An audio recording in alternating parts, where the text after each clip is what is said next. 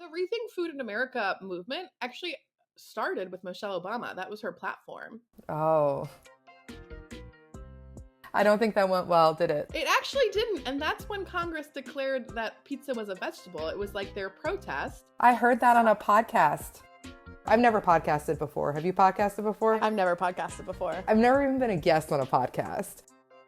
Welcome to another episode of Rolling Forward, the podcast where we help you keep your children healthy in these changing times. I'm Dr. Stephanie Rolin. I'm Dr. Alicia Rolin. I'm a psychiatrist.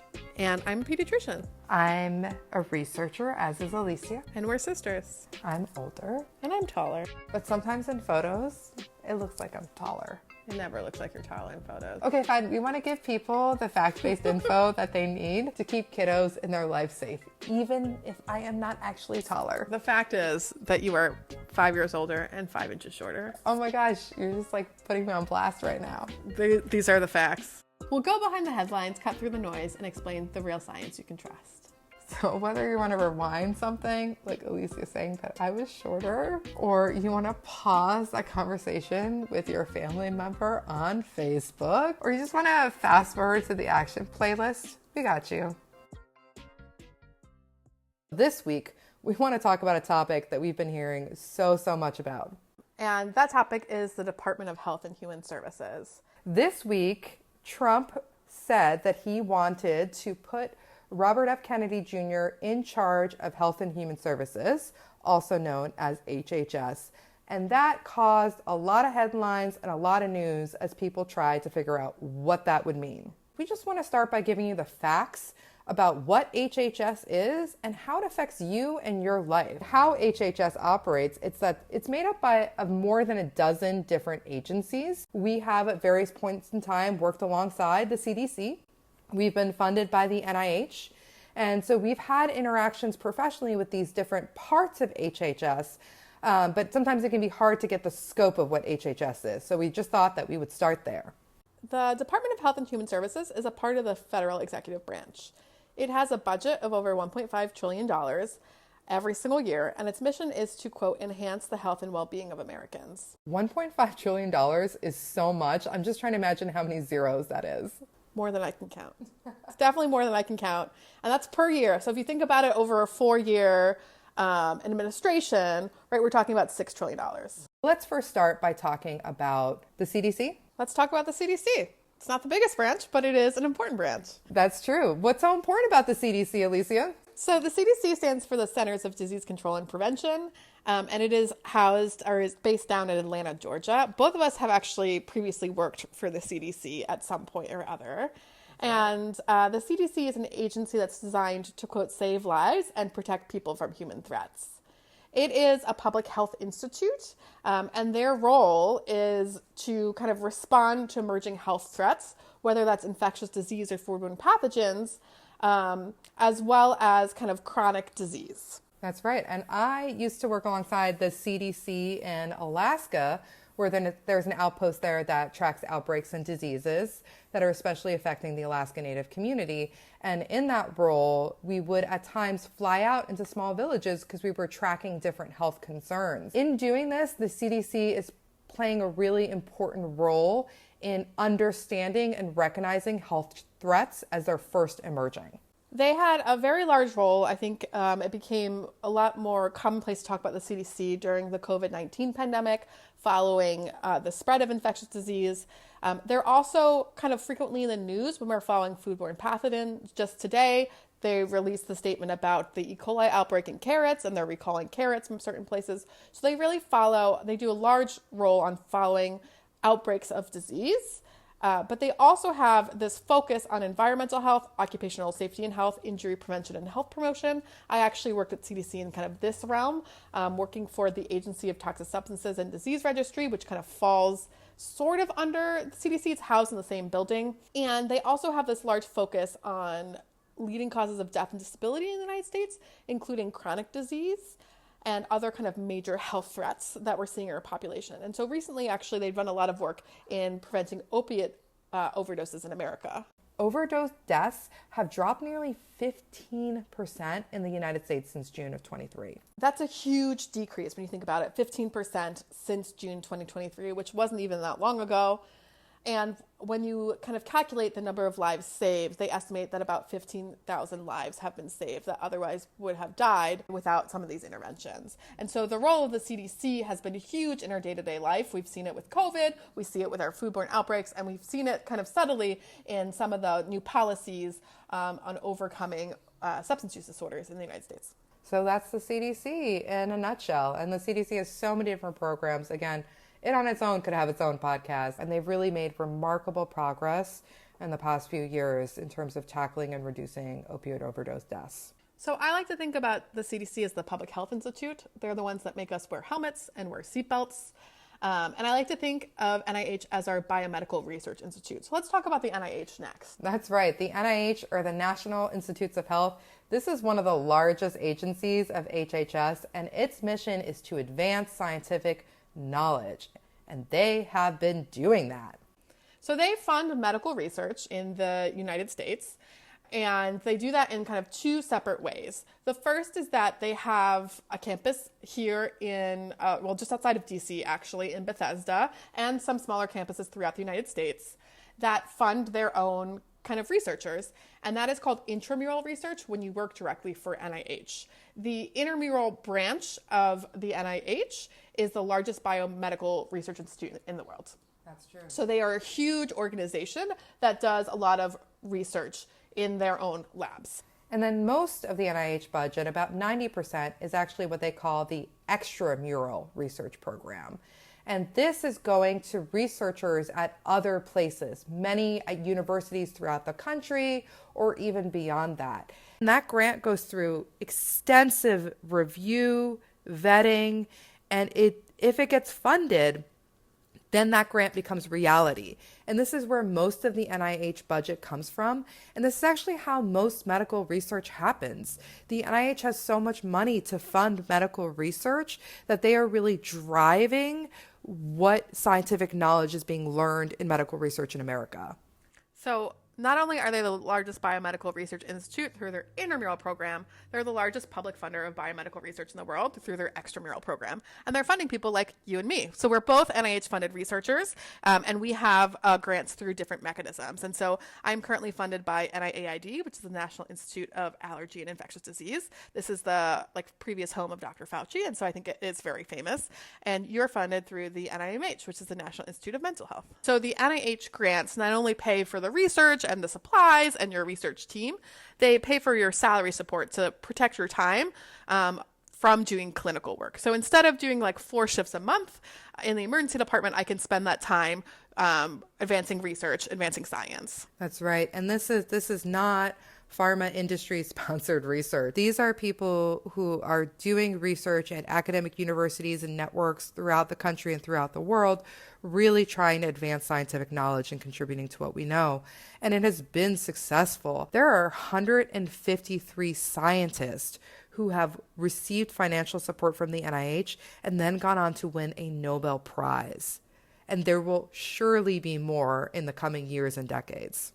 The NIH is really at the forefront of biomedical research and are coming out with new medical devices, new technologies, new surgical procedures, new medications, new kind of behavioral interventions for all sorts of diseases. I think they have 27 separate institutes within their overall NIH, and each of them are kind of focused on many different diseases and processes. And so it's amazing of all the work that is coming out of the NIH. And just to try to spotlight one area a little, there are so many parts that the NIH is doing wonderful work that we could highlight, but to try to spotlight one area, it is estimated that 1 in 5 Americans will have cancer in their lifetime. So it's possible that there's someone in your family, in your network that you know that has gone through this recently. And according to the American Cancer Society, they believe that over 4 million lives have been saved in the past 30 years because of these improvements in cancer treatment, detection, and prevention. Created by the NIH. specifically from the NIH. And if you're a math person, that's about a 33% drop in the rates of cancer deaths since 1991. Which is huge, that someone can be diagnosed with cancer and then have access to these early detection, treatment, and prevention strategies. It's really changing people's lives and changing people's families. And we say that as people who we've experienced cancer within our own family members of ours who have been really helped by these research developments. And you can see a lot of the work that is coming out of the NIH with all new sorts of monoclonal antibodies and other kind of gene therapies and more kind of specific complicated chemotherapies. As a resident, I was seeing them on the floor as they were becoming more commercially available. So you're seeing lots of changes in the way that we practice healthcare coming directly out of the NIH. They've really been out there in their own way. And so NIH, totally part of our everyday lives, even though we may not realize it. Pivoting to another institute that has been in the news a lot lately. You ready to talk about the FDA? The FDA. So that's the Food and Drug Administration. So tell me, what does the FDA do? Shockingly, just like all the other institutes that we've talked about, they're responsible for protecting the public health. And they do that by ensuring the safety, efficacy, and security of drugs and medical devices, and ensuring the safety of our nation's own food supply. Let's talk about drugs first. So there were 55 new drugs approved by the FDA in 2023. And it sounds like about half of these were to prevent, diagnose, or treat a rare disease or condition, which means that this is a type of illness that doesn't affect a lot of people. And so it doesn't necessarily have a huge market to sell the drugs to, but that it's critically important. They go through extensive testing process. They go through 4 to 5 stages of clinical trials before a drug is approved. And that approval process is lengthy. It looks at side effects. It looks at efficacy. And it takes many, many, many years to go through that process. 55 drugs might not sound huge, but those are 55 new medications where there is no kind of similar medication on the market, in addition to the generic medications and the new bioequivalents that become released or approved every year. So it's 55 new medications on top of all the other kind of bioequivalent medications that are being approved. And then in addition to that, the FDA regulates our nation's food supplies. They decide what goes into food, what's safe to be in food. Our family's from Belgium. We've immigrated here, and there are certain food items that we know and love, and they taste different here than they do in Belgium. Oreos taste disgusting in Canada. Oh, right. And then we lived in Canada, and Oreos taste so different in Canada. They're disgusting. They're not Oreos. Alicia says disgusting. I say different. Disgusting. But the cheese in Canada is really good. But the Oreos are disgusting. So you have to make your bet, cheese or Oreos. But let's talk about something that the FDA did in 2023, which was really big. So something that's huge in pediatrics is RSV. And if you have a young child, that's probably an acronym that you've heard a lot. RSV is respiratory syncytial virus. It is a cause of a common cold that if you or I were to get, we would get the sniffles. But in young children, particularly children under 12 months, it can be particularly serious, and it can lead to severe lower respiratory tract infection. So as the mom of a toddler, I spent the past 2 winters really worried about RSV and calling Alicia every time my daughter was coughing. And I have a stethoscope. I can listen to her lungs. I am fully capable of doing this. And yet there's something about the reassurance of Alicia that I would just call her and ask her to come over here and listen to my daughter's lungs. So RSV can cause severe lower respiratory tract infection disease in toddlers. And what that means is that they have a hard time breathing and a hard time getting oxygen to their body. And it can be really dangerous. RSV is one of the largest causes of hospitalization in children. The rate is so high that in comparison, it's about 10 times the rate of hospitalization for influenza or the flu.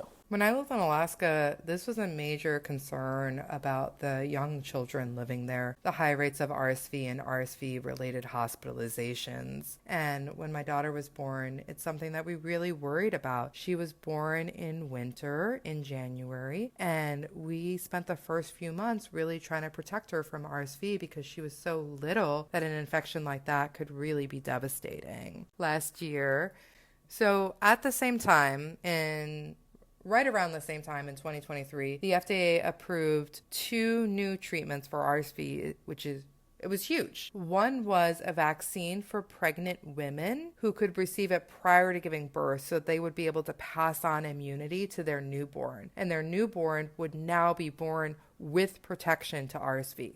Which is huge. And then the second is a preventative antibody, something called a monoclonal antibody that can be given to kids themselves, and it helps bolster their immune system by giving them the antibody directly and protects them from RSV. And my daughter just missed the cutoff for that monoclonal antibody treatment by 1 day. And we really tried to get it for her, but weren't able to. But many of her friends did receive it. And we saw such a decline in RSV. So as an emergency medicine physician, RSV is my bread and butter in the winter, and it really drives up our population. And the clinical trials of Beyfortus were simply incredible. So it was a 5-stage trial, and in some of the stages, they were showing reduction of lower respiratory tract infection by about 75% in infants that had received this new medication.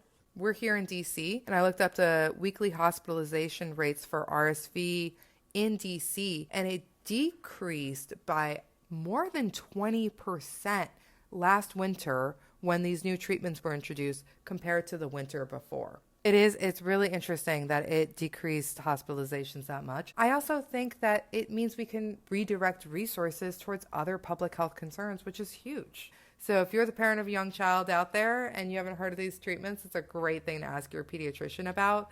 They've really been a game changer for young kids and their families. So that is the CDC, the public health, the NIH, the research arm, the FDA getting new treatments out there and approved, making sure they're safe before they enter. And now we just wanted to highlight one more agency. There's so many more agencies we can highlight, but there's one more agency that we wanted to highlight because we think they're pretty cool. It's the U.S. Public Health Service. And their mission, drumroll, shocking, is to protect the health of an entire population. And what's really cool about the Public Health Service is that the people who work there, essentially many of them by day have other jobs within HHS. Maybe they're a medical officer for the CDC. Maybe they're a nurse who analyzes data for the FDA. And yet then when there is a public health emergency, they are deployed to serve and to offer immediate support to people who are experiencing that emergency. So the U.S. Public Health Service is led by the Surgeon General. Who is so cool. I always thought the Surgeon General was the coolest job for a physician to have ever. I think the most famous Surgeon General is Surgeon General Koop. Yes. Who really tackled smoking and nicotine. And the Surgeon General warning on the cigarettes comes from Surgeon General Koop. And then the Public Health Service is deployed to respond to emergencies. So one recent public health emergency that the Public Health Service responded to was the health needs of people in North Carolina, South Carolina, and Tennessee following Hurricane Helene. So a public health emergency was declared following that, and hundreds of Public Health Service officers were sent to that region in order to provide on-the-ground assistance and help. It's not always the most glamorous of jobs. Public health service officers will sleep on the floors of gymnasiums and schools and wherever you can find a space. And you work really long hours, and you pack in, pack out oftentimes a lot of your food with you. You live off Easy Mac and microwavable food for a month. We have both kind of been in this experience before. And you spend all day kind of identifying which populations are vulnerable and which populations have the highest needs, and kind of tailoring treatment to what people need. And that can be things like finding out who needs home oxygen tanks or who needs dialysis in the setting of a space that has been ravaged by a hurricane, and kind of connecting people with the resources they need. As everything was happening during Hurricane Helene, maybe the first thing on your mind wasn't who needs dialysis and how do we connect them to that. If someone's kidneys aren't working, they can have a machine essentially serve the role of the kidneys and remove toxins from their blood. But you can't go more than a few days without dialysis. And so it really was an urgent health need, and Public Health Service was there for that. I just want to go back for a second. We briefly covered a couple of the kind of large, most well-known players of the Department of Health and Human Services. But to say that this is not an extensive review at all, we haven't actually covered the two largest of the Department of Health and Human Services, which includes CMS, CMS, which is the Center for Medicaid Services, and the Administration for Children and Families, which like provides WIC and foster care and welfare and all of those things. And so we didn't talk about Indian Health Services or HRSA. So the Department of Health and Human Services is huge. We covered a small snapshot of a small snippet, and there are just astronomical impacts on your day-to-day life that you don't even realize or know. This is just a snapshot of what HHS does for people in America. And the news this week was that it seems like RFK Jr. has been nominated to lead that. And if that nomination passes successfully, he will be leading this organization. It means he would have a leadership role directing the actions of the CDC, the NIH, the FDA, the Public Health Service, and all of these other parts of the agency. And it caused concern because some of his prior statements about health. When we talk about RFK Jr., I think there is a lot of rhetoric on the internet. There are a lot of comments that he's made. There's a lot of thoughts about his comments. I think RFK Jr. is a really complicated person to understand and really complicated to understand his policies, particularly because a snippet of what he says is true and very reasonable. And then a lot of the information that he uses to support that is not, and it has a lot of misinformation. And so when you kind of listen to small clips, you're like, oh yeah, that really makes sense. And I think that is actually what makes it so complicated, is that it can sometimes be hard to tell fact from fiction because he is using misinformation to support factual claims. I mean, there's some things that he says that when you hear them, you're like, okay, yeah, and? I agree. Things like food is medicine. Like, yes, we like should be able to prescribe gym memberships for patients with diabetes, and that like what you eat does change your health outcomes. But then when he follows that with, you should drink raw milk because food is medicine, then I have a little bit more concerns, and we can go into some of these into more detail in the future. Absolutely. So his background comes in environmental law, and so he's very concerned about environmental toxins in a way that makes sense and in a way that doesn't make sense. He talks about the problems of chronic disease in America, and we have shown a huge rise in chronic disease in America. He talks about the concerns about toxins in the water. So one of the things RFK Jr. has been very vocal about is his plan to remove fluoride from the water. He has stated on multiple occasions that fluoride is considered quite dangerous and has made this argument that if a large vat of fluoride were to spill into the environment, that it would be very toxic and very hazardous and dangerous for human health. Stephanie, can you tell me a little bit more about that and why that argument maybe isn't quite the way that it seems? There is chemicals in the water that are dangerous to children that we need to get out, and that is lead. And Alicia trained in Michigan, so she knows this very well. There is a public health crisis in Flint, Michigan, where lead does need to be removed from the water. And that is where the energy and attention should be going, not to fluoride. So if you were to walk into a room that had 100% oxygen, you would die, right? The air that we breathe has 21% oxygen. If you get too much oxygen, that will kill you. It's all about concentration and how much you're getting. You need oxygen to live, but you cannot live with 100% oxygen in the air. You also cannot live with 0% oxygen in the air. Either of those is very dangerous for you. That doesn't mean oxygen is dangerous, that we should remove it from the environment. He struggles with understanding the science behind some of the points that he's making, and then he conflates different things together, and he confuses correlation and causation. And so a lot of the meat of his points are not entirely factual and not actually truthful or based in science, in fact. RFK Jr. has a very interesting history with vaccines, where he has been both quoted as an anti-vaxxer and a pro-vaxxer. He claims that he's not anti-vaxxer because his children are vaccinated, but has a very long history of kind of saying some anti-vaccine rhetoric that is not shown to be truthful in the literature. He's coming into this position where he's going to lead all of these health agencies. And a concern about him and vaccines is a very tragic event happened in 2018 in Samoa. A measles vaccine was given in Samoa, and the measles vaccine needs to be mixed. It's a powder, and it needs to be mixed with liquid in order to be given. And unfortunately, tragically, it was mixed with a muscle relaxant instead of the normal saline that it was supposed to be mixed with, and 2 children in Samoa died. So it's the muscle relaxant part that was quite dangerous, despite the fact that the measles vaccine has been proven time and time again to be very efficacious and very safe. And this was such a tragic event. And as you might understand, when headlines come out that 2 infants died after receiving a measles vaccine, people become scared. Rates of vaccination started to decrease in Samoa, and enter RFK Jr. In 2019, RFK Jr. actually visits Samoa, and he uses these 2 unfortunate tragic deaths to raise questions about the safety of vaccines and meets with officials all across the country.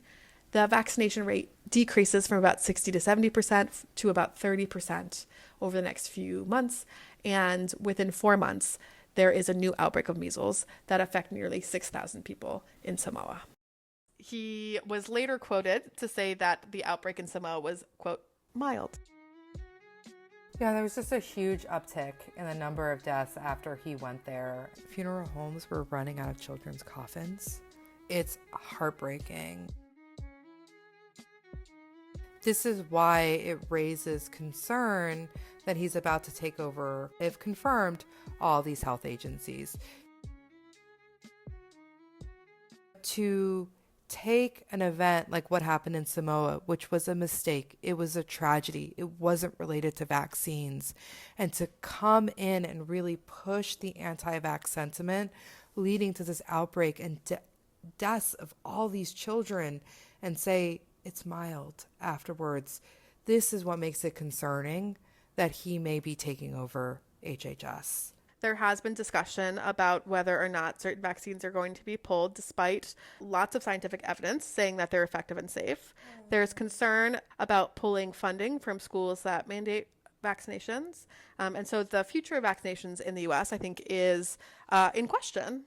So that is a reason that we as physicians, me as a mom, you as an auntie, that we're concerned. I can just say that, like, as a pediatrician, I think vaccines is something that I see in the day-to-day. And as an emergency physician, I think emergency physicians are terrified about what the future looks like. We've already seen this 20% uptake in measles outbreaks in the past year.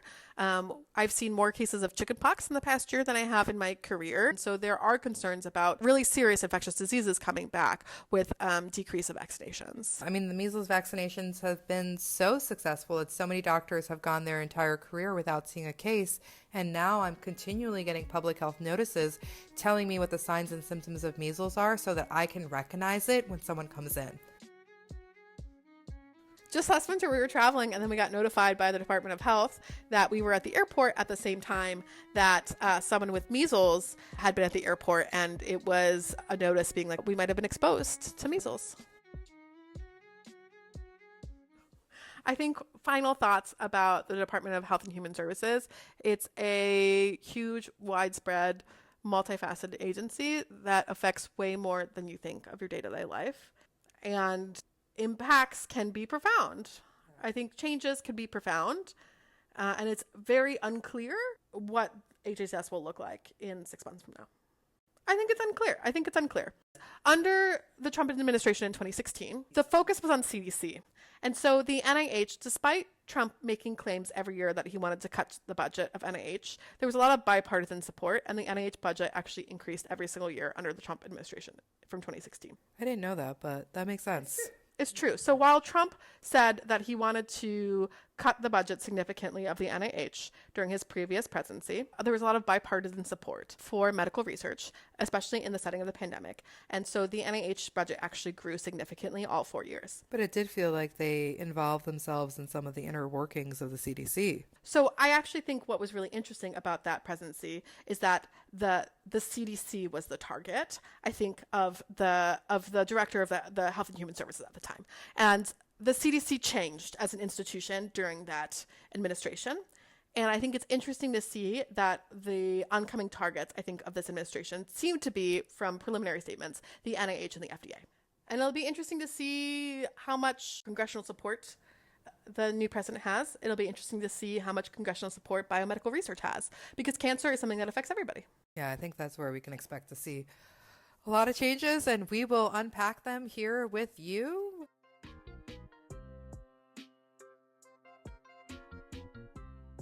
We wanted to end this episode by giving people some concrete ways to look for and to identify any health misinformation or disinformation that can be coming your way. And the reason for that is, while RFK Jr. has made some points that people agree with, he's had a pretty concerning pattern of behavior in terms of the statements that he's made about fluoride, about vaccines, and it's alarmed people who work in public health, people who work in medicine. We want to end by giving some pointers on when something that you're hearing might not really gel. We're just going to give you some tips on how to identify what is kind of misinformation and what is reliable information, and how you can tell the difference between these. So our first point is to think about extremes, that if there's a statement that is all or none, black or white, it's worth just taking a pause and thinking about, because science is usually more nuanced than that. Our second point was to identify the source of the information and how trustworthy the source might be. And then understanding that there's a difference between correlation and causation. Just because two things might be happening at the same time doesn't mean that necessarily that one is causing the other. Absolutely. And so just keep those in mind as you're getting all of these health news, everything going to you. And it's something that we hope will help you navigate some of the conflicting health messages coming your way. So that's it for this week. We are rolling forward. We're a new podcast and we're providing science-based parenting advice that you need. Please like and follow us or subscribe to our podcast. You can also send us your questions at rolinforwardshow@gmail.com.